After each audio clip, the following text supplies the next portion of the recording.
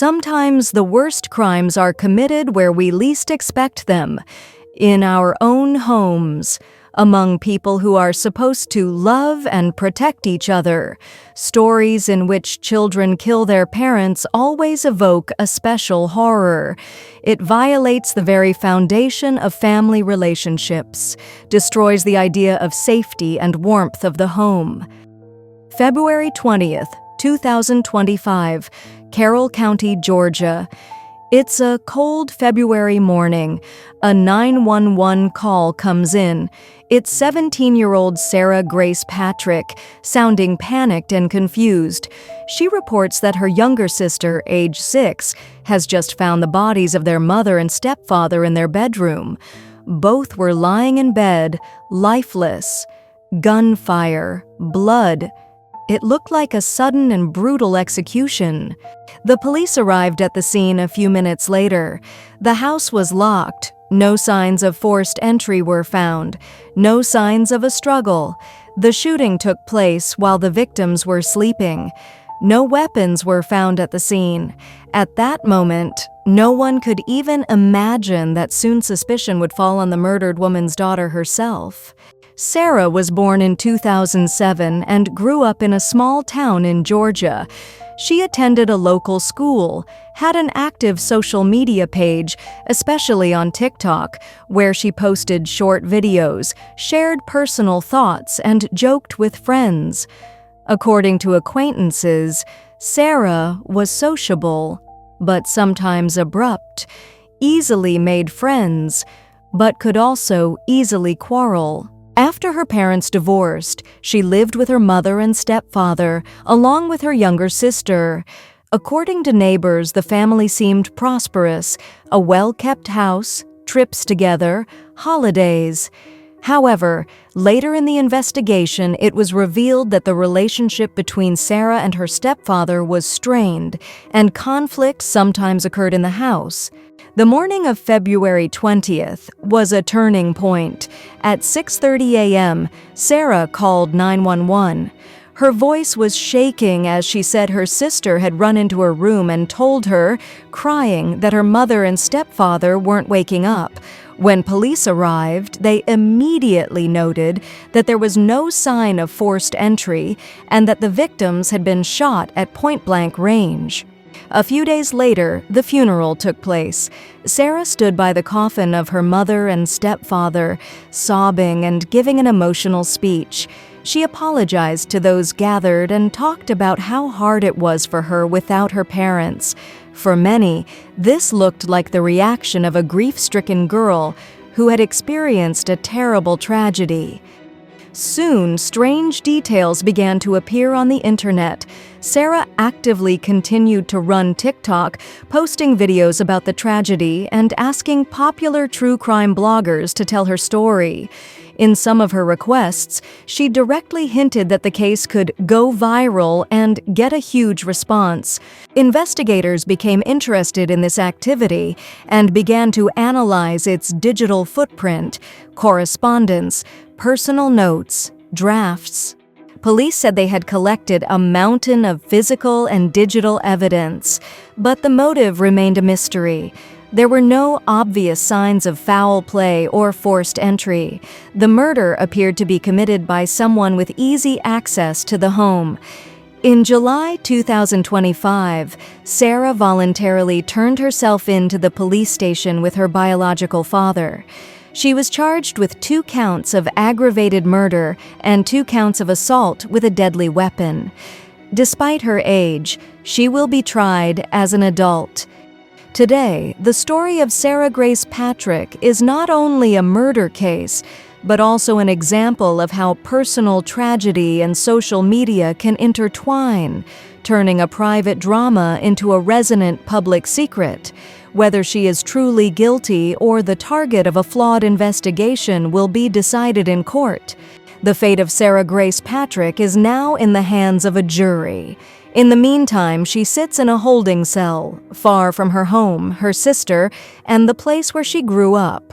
The family she lost that February day will never gather around the same table again. Her younger sister is an orphan. and her childhood memories are forever linked to blood and gunshots. But Sarah Grace Patrick's story is far from the only one in which a teenager has found herself at the center of accusations of murdering her parents. Similar tragedies have happened before, and some of them still send shivers down the spines of even seasoned investigators. One of the most shocking examples is the case of a 16-year-old girl from Texas whose name will remain in the annals of American crime for a long time: Erin Caffey. 2008, the small town of Emory, Texas. Erin appears to be an ordinary teenager, the eldest daughter in a deeply religious family, quiet, smiling with long blonde hair. She sings in the church choir, studies at the local school, and her parents are proud of her achievements. But behind the facade of a model girl lies a rebel, ready to do anything for her boyfriend, 18-year-old Charlie Wilkinson. Erin and Charlie's relationship was passionate and, according to those close to them, too fast. When the girl's parents tried to limit their meetings, forbade texting and nighttime calls, in Erin's eyes it became a betrayal and the destruction of her personal freedom. Instead of accepting it, Erin came up with a plan that turned the life of the whole family upside down. She convinced Charlie that the only way to be together was to get rid of his parents. His friends were involved in the matter. On the night of March 1st, 2008, they broke into the cafe house. First came the gunshots, then the stabbings. Erin's younger brothers, aged 8 and 13, were killed without a chance of survival. Her mother, Penny Caffey, was stabbed multiple times and nearly decapitated. The house was set on fire to cover up the evidence. Miraculously, only her father, Terry Caffey, survived. After being shot twice, he managed to escape the burning house and reach his neighbors to call for help.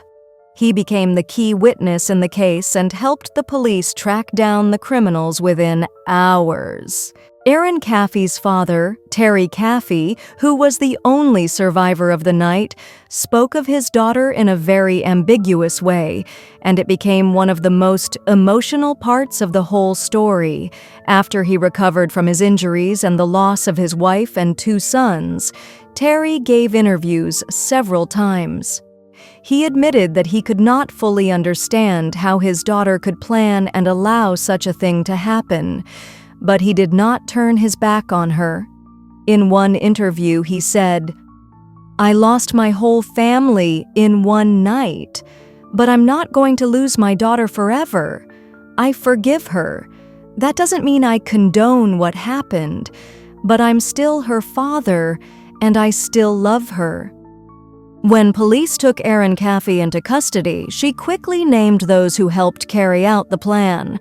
Her boyfriend, 18-year-old Charlie Wilkinson, his best friend, Charles Wade, and 18-year-old Bobby Johnson, Wade's girlfriend, who agreed to drive. All 4 knew what they were getting into. And within hours of the crime, they were in the hands of investigators.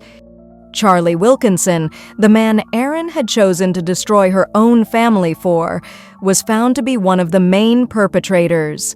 He shot her mother and then helped kill her 2 younger brothers. The court sentenced him to life in prison without parole. He will never be released. Charles Wade, who had walked into the house with him, received the same sentence: life without parole. Bobby Johnson, who was waiting in the car, wasn't holding a gun, but she knew what was happening. Her sentence was lighter, 40 years in prison with the possibility of getting out in 20, but even that was practically her entire youth spent behind bars. Erin herself received 2 life sentences and an additional 25 years. Technically, she can expect to be released at 59, but by that time, all that will remain of her former life will be memories and the lingering silence of prison cells. Terry, her father, visited Erin in prison, wrote her letters, and kept in touch with her. He emphasized that he believed in the possibility of spiritual rebirth and that she could change. In another interview, he noted, "What she did was monstrous, but I know that Charlie had a strong influence on her. That doesn't absolve her of guilt, but I don't see her as a monster. I see my daughter who made a terrible mistake." The story of Erin Caffey is not just a tale of teenage rebellion gone too far. It is a tragedy of 4 lives forever crossed out in one night when youth, love, and stupidity turned into a cold, calculated plan for murder.